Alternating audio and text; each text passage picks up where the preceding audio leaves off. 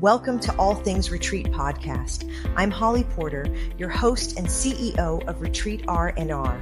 With over 25 years of experience in designing transformative retreats, I'm here to share insights and inspiration to help you create extraordinary experiences. Whether you're a pro or just starting out, you'll find valuable ideas here. Enjoy the ride. Let's dive in.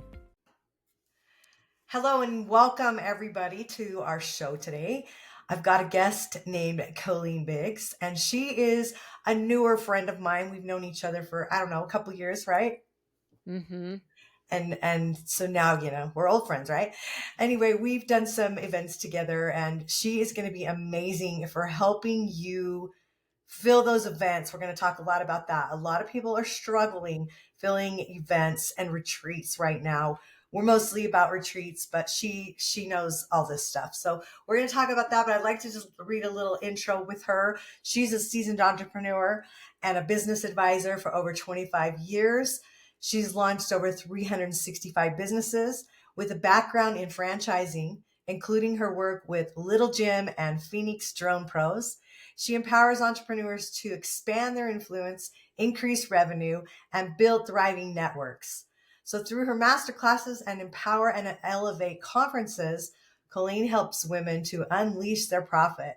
So grab a pen and paper because you'll probably need it. We're going to drop some hopefully great networking bombs. And welcome to the show, Colleen. Thanks, Holly. I think we met back in 2020, actually. I want to say it was probably 5 years ago. We met mass networking when all of us were online. I was like, who is this lady? She does all this amazing stuff. You're raising funds for a startup tech company and in real estate. And I was just like, retreats, and we could go on and on and on. And I was like, she's Superwoman. Oh my gosh. And then we just kind of networked here and there, and kind of poked each other every once in a while, and then boom, just show up at an event together. So it was great to just have downtime and really get to nurture that relationship and grow it. So and we actually got to physically meet each other because all that was online before. Yeah. So and I think so much of that is reality for all of us, that maybe the first time someone shows up at our event or the first time that they walk in the doors at our retreat is the first time we have physically seen them in person, because so much is done online today. It's so true. All right. So let's talk about if you were going to wow somebody, because we are used to doing things online. So let's talk about them both. Yeah. If you want to wow somebody, you're a retreat leader and you want to get new people in your tribe. I had a gal tell me the other day, she said, I want new people. I have a great tribe of community, but I want to expand my reach. She really wants to go after more high ticket people, more influential people. And that's fine. That's her model. That's not everybody's model, but that's her model. And she was having that challenge. She says, I feel like it's figuring out. So what would you say to those type of people right now? I think that there's a customer at every price point. So the first thing you would need to do is match your retreat, match the experience, and match the price, the ticket price, to who you want to attract. So I've always had retreats where they were around $4,000 to get into my retreat. And I know a lot of retreats that are $600 to $1,100 to get it, right? So that's a very big difference in price point. I've also attended retreats and been invited to many that were at the $7,000 to $10,000 price point, or invited to be on a yacht for a week in Spain for $35,000. Yeah, a lot of the higher ones are going to be. Do you see what I'm talking about? The different, And when I say a yacht at $35,000, no one's willing to pay $35,000 to go to an Airbnb, for what are your deliverables, right? So everything the package has to match. And the individual that you talk to, the immediate advice I would give her is, if you're looking for a different demographic and a higher ticket, you need to first make sure that your retreat reflects that demographic that you're looking for. And second, you need to be in a different room.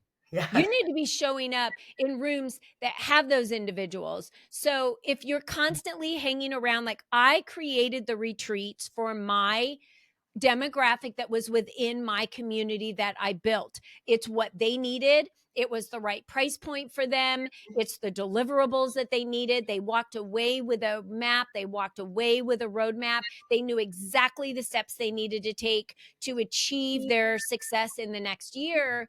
That was what the deliverable was. Some Yes. retreats, they don't offer that deliverable, right? The Right. retreat is either a stepping stone to an offer or it becomes the deliverable. So you have to decide, what is this retreat? Is it a deliverable to a client?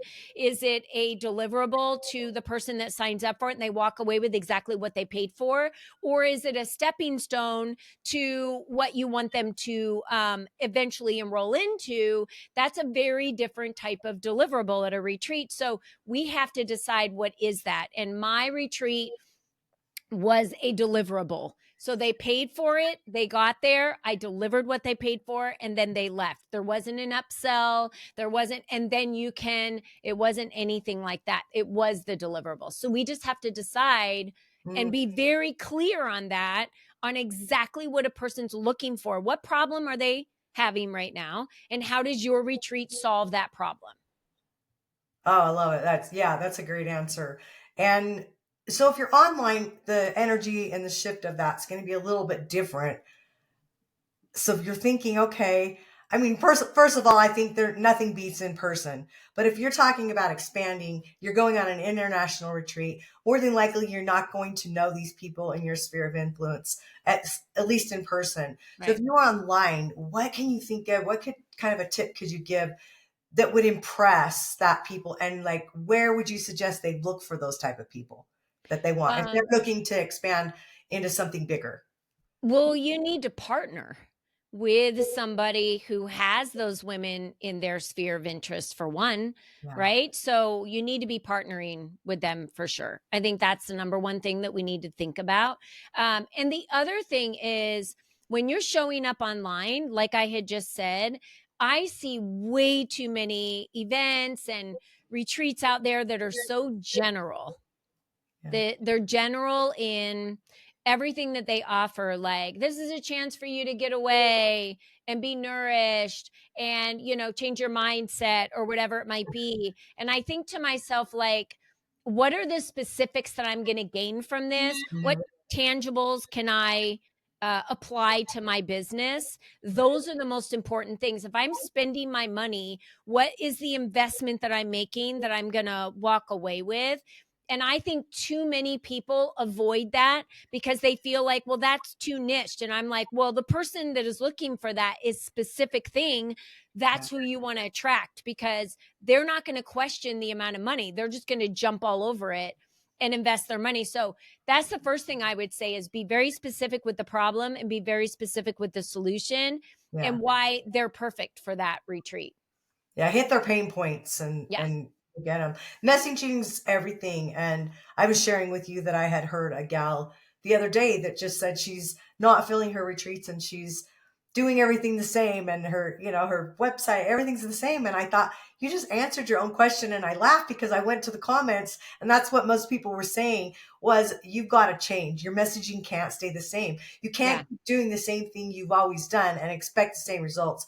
I mean, if you want your people to come to your retreat and you want them to grow and move forward in life, then you've got to be doing that as well. And can't you just every retreat's different. Or the one guest can change the whole energy of good or bad, right? Oh, yeah. Yeah. So what are some of the biggest challenges that you see women entrepreneurs facing today, would you say? They don't ask for help, Holly. They Right. literally think, I'm going to just wear this superwoman cape tomorrow, and they keep putting it on day after day, choking them around their neck. And I challenged a group of ladies that I spoke in front of the other day, and I said, what if you were to take your superwoman cape off, fold it up nicely, put it next to your bed, get a really good night's sleep, wake up in the morning and leave the house without it? And you were just like, gasps in the room. Are Yeah. you kidding me? To not be a superwoman, how would I even be able to function? Society and culture from the beginning of time have created this kind of pressure cooker on women to prove who we are, to Yeah. prove that we're great, to prove that we can make money, to prove that we can run businesses, to prove. And I say, what are you out there to prove? Yeah. If you're out there to make an impact, then make an impact. Don't try and prove yourself. So I really feel like asking for help, partnering with other people, saying, this is what I really need. I sat with a woman this morning over coffee, and the whole conversation we had at a coffee shop was kind of where we both are in our kind of pivots and changes in life. And she was like, I'm so grateful that you would just take this time to spend with me. And I said, well, I'm grateful you took the time because it kind of, it helps me too. As a female in business, we have to realize that ebbs and flows are going to happen in our business, and we need other women there to kind of root us on, right? We Yeah. need other women there that, because they get what we're going through. They understand the head trash and the conversations that we have with ourselves. So I think it's really important for us to ask for help. I love that. We do need to ask for help for sure. So when you talk about expanding influence, what are some of the practical ways that retreat leaders can position themselves as the industry authorities? Okay, so I'm just going to be super blunt on this subject because it drives me crazy when someone starts a business and then does a retreat. And I'm like, you have no credibility No. at all. Or community or No, or nothing. You've and then they nothing. can't feel There's it. no following. Yeah. There's Yeah. nothing surrounding why anyone would want to come to a retreat. Like, what are they going to gain from?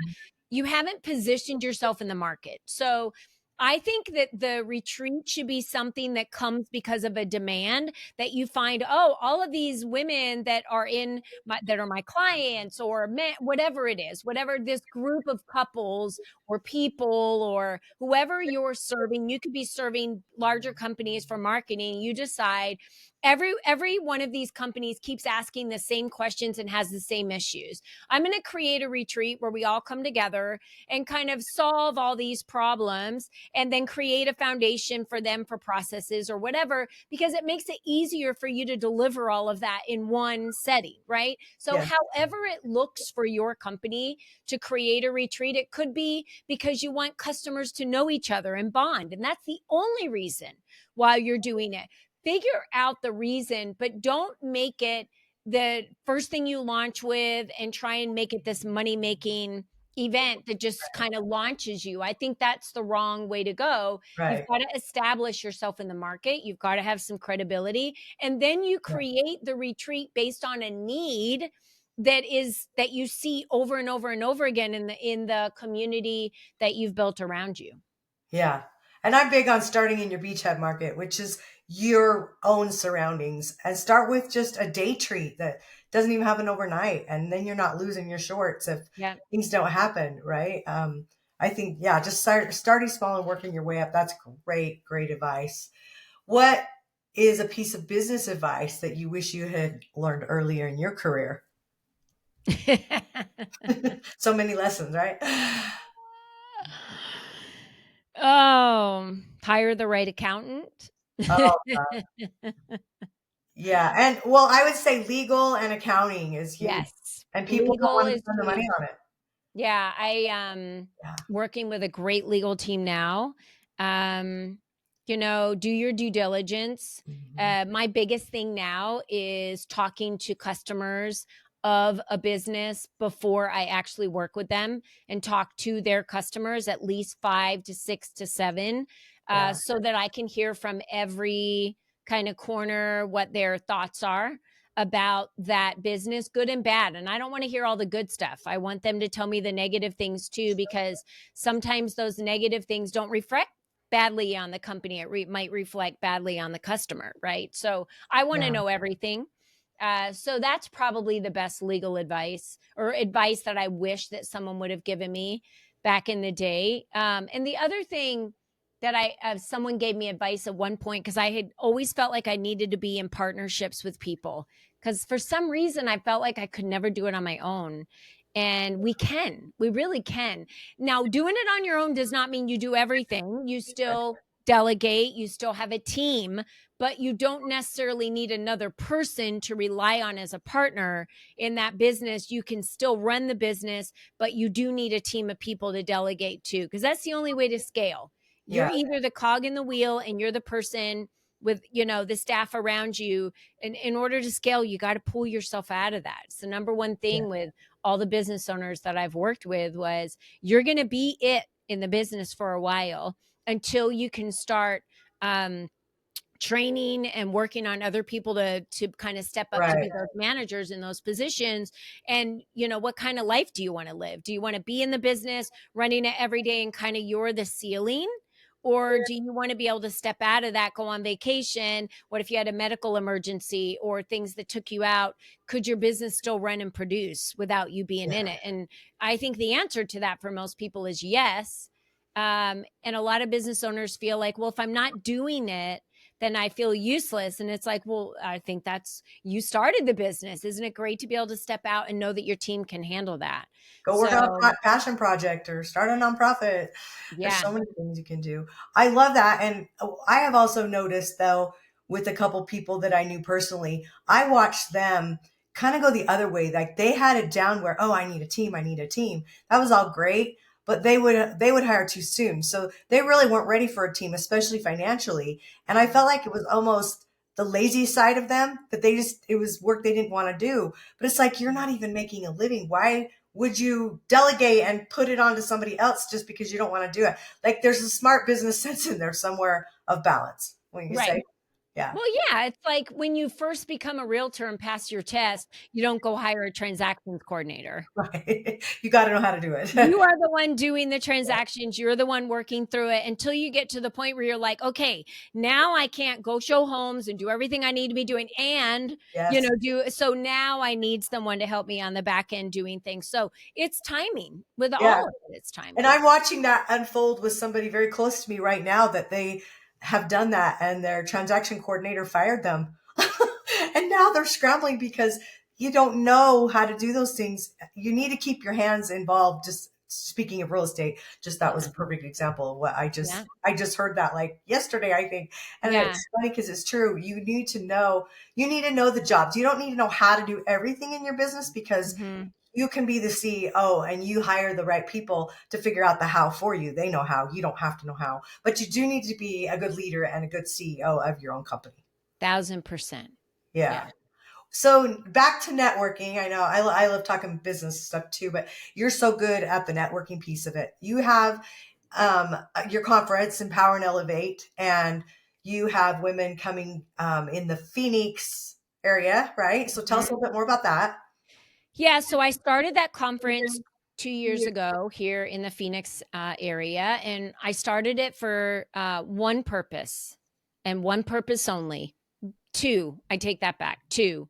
1, I wanted to connect all the amazing ladies I was meeting locally under one roof because it was a full-time job trying to connect everybody. "Oh, Connie, you gotta meet Jenny, and Jenny, you gotta meet Lisa, and Lisa, you gotta meet Holly, and Holly, you Yeah. gotta meet, Anne." Oh my gosh, And I love doing that, and I'm a huge connector, and I love it when people do that for me. I'm always like, "Oh my gosh, let me send you thank you cards and everything for doing that for me."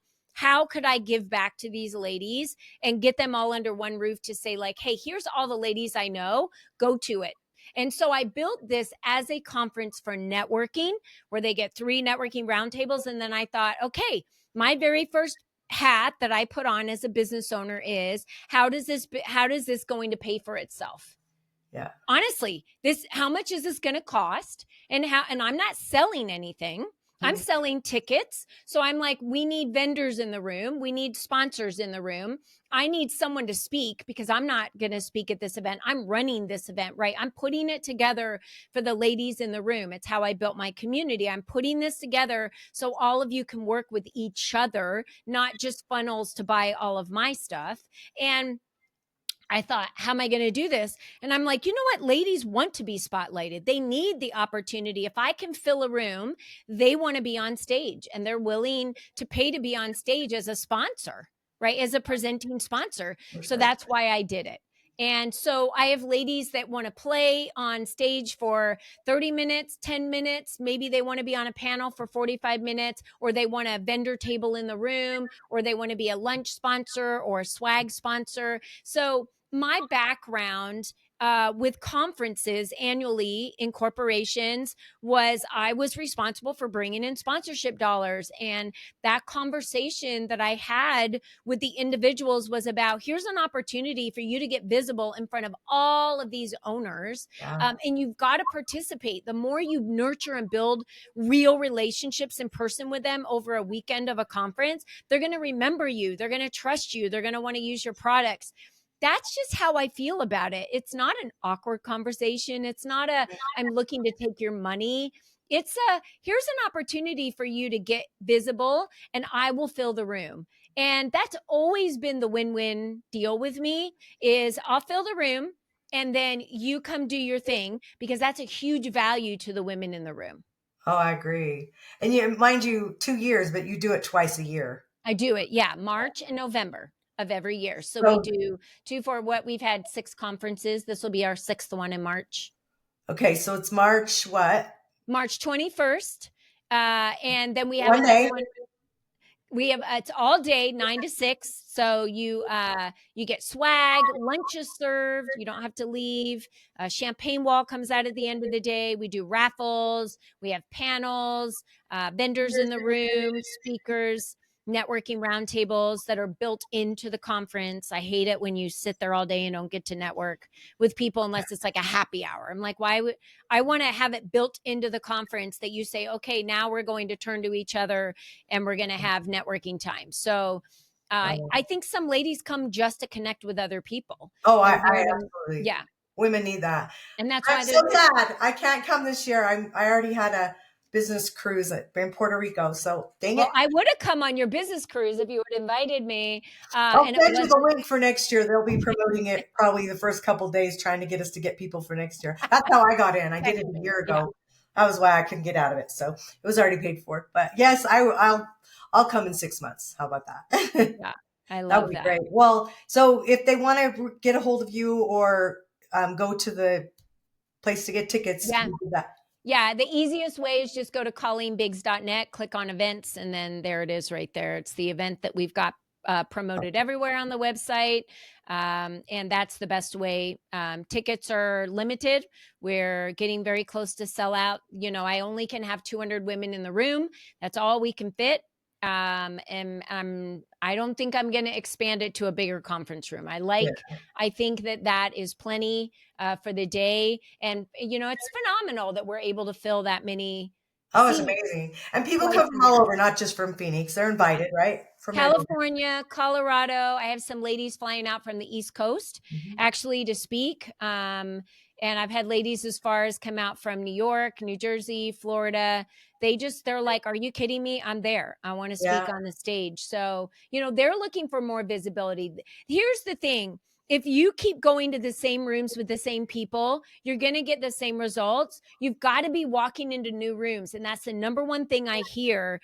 Yeah. It's not a bunch of repeat. There's maybe 25% of the same ladies repetition and 75% are new every time. That's massive Yeah. for a room, for someone to come and maybe they're on a panel, maybe they're a swag sponsor, maybe they're a table vendor, maybe they're just an Yeah. attendee, maybe they're a speaker. I love when women move around and do different things and figure out like what they want, how they want to promote themselves. And I give everybody the mic. If you're a sponsor, you get the mic in the beginning of the day, because this isn't about me.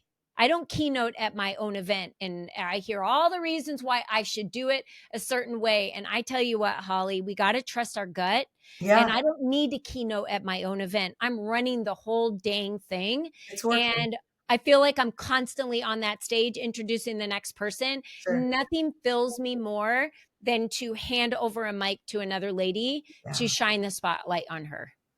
Oh, I love that. Yes. Well, we'll put your information in the show notes. And if they're if the guests are listening to this later, then know that it's every 6 months. So there'll be another one in November, and you can hit that one if you don't get this one. But I think the podcast will push it out, so it'll come out just before.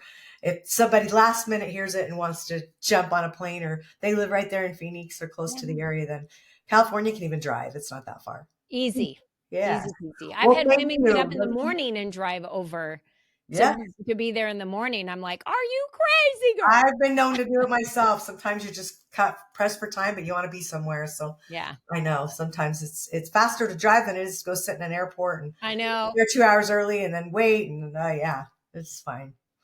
Yeah. But I hope it's a great success. I know with you in charge, it will be. And I'll be there in spirit. I'll be thinking of you that day, being jealous probably, but I'll be having some fun myself. So it's all about fun. Life's all about fun. But I love that you ended it. I was going to say for a last tip, but you really said it about going to new audiences and being in room and going to different places. And you've been, that really is the best way to network, especially if you want to expand your reach and expand your audience. So that was awesome. People need to network, Holly, to build relationships, like real relationships. Stop trying to scratch the surface because you're fake and you just want to get a client. It doesn't work and everyone can tell.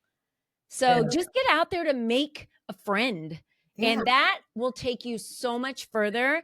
If you just build that credibility of I'm a real, authentic person, I really do want to be your friend. I really do want to help you and connect you to other people and just be a good person and spread kindness. You'll be amazed at how much that attracts back to you. It's so true. I've had that advice from a couple of my mentors lately about this cruise because it's a business cruise. And I've already seen a few people in the chat and they're just all about like, find me and I only work with these people. And like, they're not going to talk to me if I'm not that person. And it's such a turn off. I'm just like, okay, I'm just going to go and be authentic. And you need to find someone by the pool and have a long conversation with them for 2 hours or sit over dinner with them or meet them in the spa. That's one of my favorite places. I sat and had a long conversation with someone in the sauna, and her and I just like bonded. And I would rather sit in a sauna and bond with someone than try and be sold to, with someone throwing a business card at me on a cruise. It's so true. It's so true. Yeah. I don't know. There's just always a balance in things that we do, but well, thank you. I appreciate you coming on the show today, and I'm sure our listeners will get some nuggets out of that. I hope they took some notes because I think you dropped a few great ones. So appreciate you. We'll probably have you back another time as well. Well, I want to come see you, Holly. So whenever you're back, let me know because I would love to come up and hang out. That would be fun. I'm on that. We'll go for a hike in Zion National Park. Yes. Oh my gosh, let's do it. I can't wait. All right. Well, thanks everybody. Join us next week on the show again, and we'll see you later. Bye for now. Bye. Thanks for joining us on this episode of All Things Retreat. We hope you're leaving with new ideas, fresh inspiration, and the motivation to take your retreats to the next level. Don't forget to subscribe and leave us a review. It helps us grow and reach more retreat leaders like you. And if you have any questions, topics you'd like us to cover, or just want to say hello, send us an email at info@weretreatrnr.com. Follow us on social media to stay connected and catch all the latest updates. Until next time, remember, great retreats start with great intentions. Let's make them extraordinary, one step at a time.